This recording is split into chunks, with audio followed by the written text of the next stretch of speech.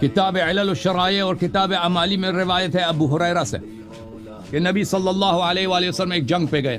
امیر المؤمنین علیہ السلام کو ساتھ نہیں لے کے گئے. امیر المؤمنین علیہ السلام کو اپنا خلیفہ بنایا مدینے پر. جب واپس آئے تو امیر المؤمنین علیہ السلام کو 2 حصے دے دیے غنائم میں سے. تو صحابہ نے اعتراض کیا کہ یا رسول اللہ امیر المؤمنین علیہ السلام تو ہمارے ساتھ تھے ہی نہیں, وہ تو ہمارے ساتھ تھے ہی نہیں, ان کو کیوں آپ نے دیا ہے 2 حصے؟ تو رسول اللہ صلی اللہ علیہ وآلہ وسلم نے فرمایا معاشر الناس ناشدتکم باللہ وبرسولی علم تروا الى الفارس الذي حمل على المشركين من يمين العسكر فحرمهم ثم رجع إلي فقال يا محمد صلى الله عليه وآله إن لي معك سحما وقد جعلته لعلي بن أبي طالب عليه السلام وهو جبرائیل.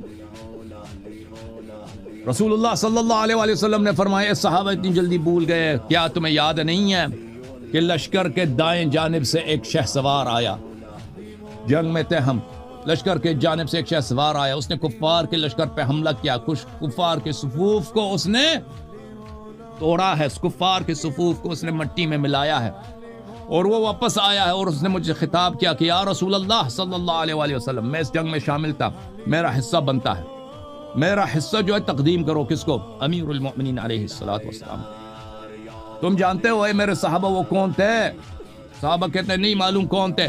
رسول اللہ صلی اللہ علیہ وآلہ وسلم فرماتے ہیں وہ امیر المؤمنین علیہ السلام کا خادم جبرائیل امین علیہ السلام. پھر اے جمع صحابہ کیا تمہیں یاد نہیں ہے کہ جنگ میں بائیں جانب سے بھی ایک شہ سوار آیا, اس نے کفار کے صفوف پہ حملہ کیا ہے, کفار کے صفوف کو خاک میں ملا دیا ہے, اور حملے کے بعد جنگ و جہاد کے بعد واپس آیا اور مجھ سے خطاب کیا کہ یا رسول اللہ میرا بھی اس جہاد میں سہم بنتا ہے. میں نے اپنے سہم کس کو دے دیا؟ امیر المؤمنین علیہ السلام کو دے دیا. ایک جب صحابہ جانتے وہ کون تھا؟ صحابہ نے کہا نہیں معلوم ہمیں وہ کون تھے. فرمایا کہ وہ امیر المؤمنین علیہ السلام کا شیعہ اور خادم حضرت میکائیل علیہ السلام. بلی إن لي معك سحما وقد جعلته لعلي بن أبي طالب عليه السلام هو ميكائيل فوالله ما دفعت إلى علي إلا سهم جبرائيل والميكائيل عليهم السلام فكبر الناس بأجمعين. ابو ہریرہ کہتے ہیں کہ رسول اللہ صلی اللہ علیہ وآلہ وسلم نے فرمایا کہ میں نے امیر المؤمنین علیہ السلام کو جو 2 حصے دیے ہیں میں نے ان کا حق دیا ہے.